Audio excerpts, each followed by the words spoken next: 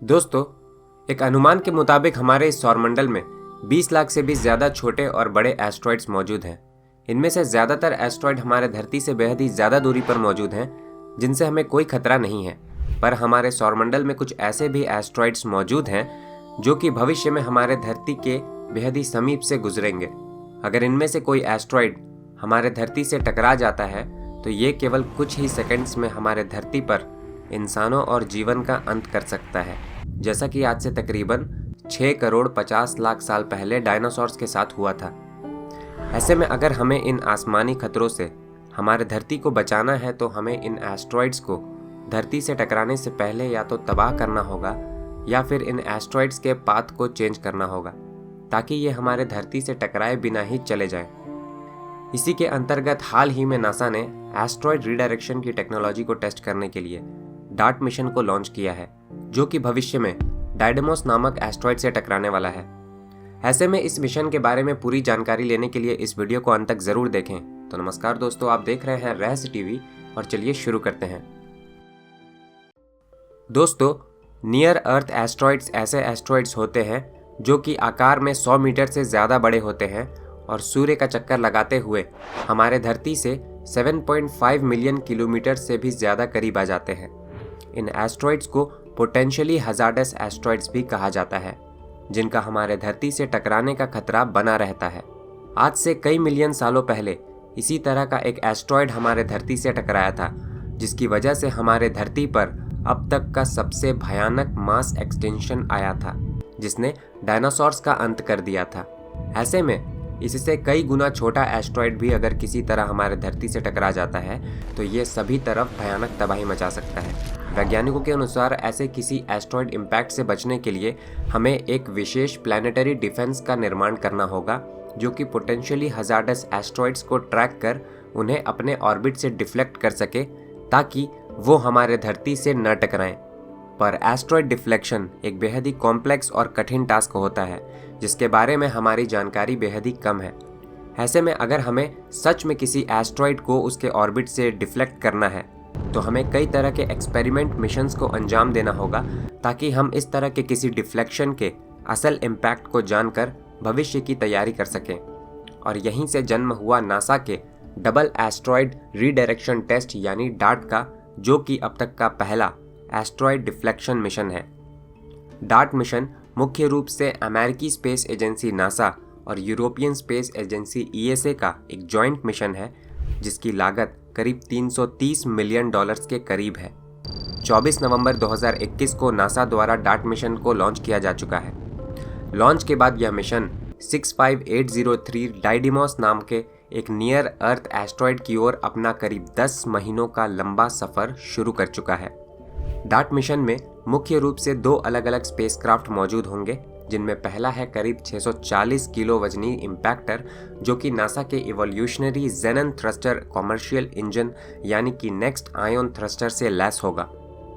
Dart mission के दूसरे spacecraft को light Italian CubeSat for imaging for asteroid नाम दिया गया है, जिसे इटालियन स्पेस एजेंसी द्वारा डेवलप किया गया है। ये एक छोटा क्यूबसैट है जो कि मुख्य स्पेसक्राफ्ट से एस्ट्रॉइड के टकराने के 10 दिनों पहले ही इससे अलग हो जाएगा। इसका मेन मिशन मुख्य स्पेसक्राफ्ट और एस्ट्रॉइड में होने वाली टक्कर की तस्वीरें लेना और उसका डिटेल्ड अध्ययन करना होगा। इस मिशन का टारगेट हमारे धरती से करीब 11 मिलियन किलोमीटर दूर मौजूद 65803 डाइडिमोस नाम का एक नियर अर्थ एस्ट्रॉइड होगा। भले ही डाइडिमोस के ऑर्बिट को देखते हुए वर्तमान समय में ये हमारे धरती के लिए कोई बड़ा खतरा नहीं है, पर इसे पोटेंशियली हजार्डस एस्ट्रॉइड्स की श्रेणी में रखा गया है। ये एक बाइनरी एस्ट्रॉइड सिस्टम है जिसकी खोज अप्रैल 1996 में की गई थी।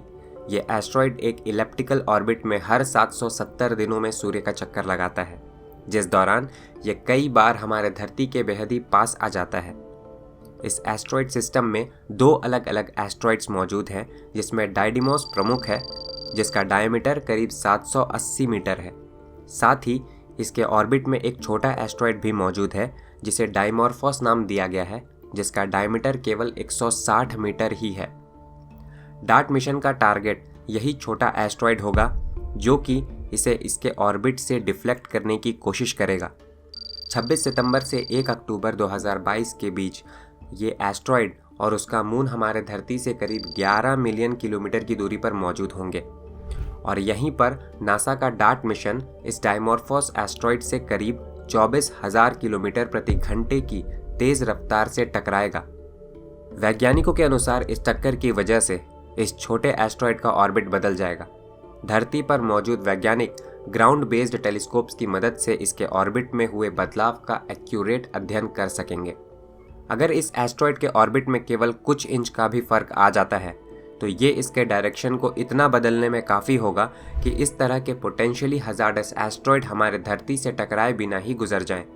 इस एक्सपेरिमेंट के जरिए NASA asteroid impact mission technology को टेस्ट करना और साथ ही ज़रूरी जानकारियां जुटाना चाहता है। इस मिशन द्वारा जुटाए गए डेटा की मदद से वैज्ञानिकों को भविष्य में इस तरह के किसी एस्ट्रॉयड को अपने ऑर्बिट से डिफ्लेक्ट करने के लिए लगने वाले ज़रूरी मास और एनर्जी का अंदाज़ा हो जाएगा, जिसकी मदद से भविष्य में वैज्ञानिक इस तरह के किसी दूसरे एस्ट्रॉयड को धरती से टकराने से रोकने के लिए ज़रूरी स्ट्रैटेजी और रीडायरेक्शन मिशंस को डेवलप कर सकेंगे।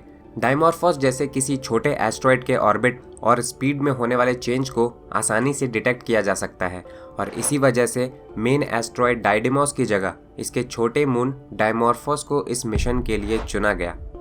डार्ट मिशन के खत्म होने के करीब 4 सालों बाद European space agency ESA asteroid redirection mission को आगे बढ़ाते हुए अपने हेरा प्रोजेक्ट मिशन को लॉन्च करेगा।